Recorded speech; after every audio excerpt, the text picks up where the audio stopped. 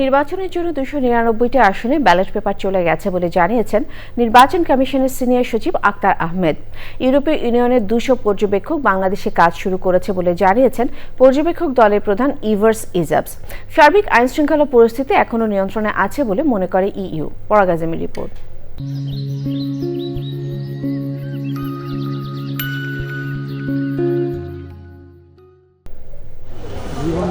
জানুয়ারি থেকেই বাংলাদেশে কাজ করছেন ইউরোপীয় ইউনিয়ন নির্বাচন পর্যবেক্ষণ মিশনের 56 জন দীর্ঘমেয়াদী পর্যবেক্ষক। মঙ্গলবার সকালে ওই দলের সাথে যোগ দিলেন আরও 90 জন স্বল্পমেয়াদী পর্যবেক্ষক। তাদের সঙ্গে পরিচয় করিয়ে দেওয়া হয় সাংবাদিকদের।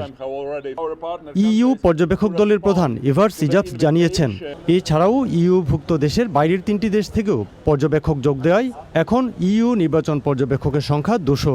Today we are dispatching the short-term observers. These are the people who will be observing the voting process itself and of course also the counting of votes, and we are looking forward to really observe here credible, trusted and participatory election.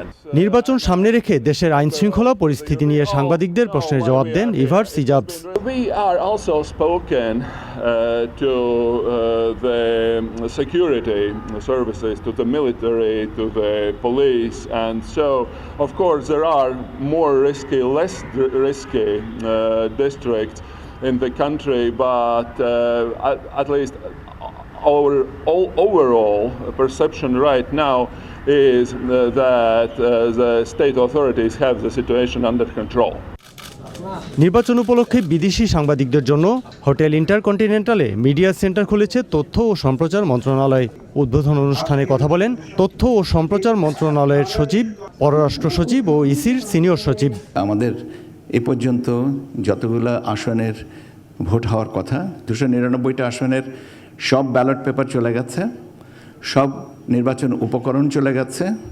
Ballot paper returning অফিসারের কার্যালয় থেকে পর্যায়ক্রমিকভাবে আপনার assistant returning officer এবং presiding অফিসারদের কাছ থেকে চলে যাচ্ছে। তার মানে ভোট গ্রহণের যে প্রস্তুতি সেটা সম্পন্ন হয়েছে।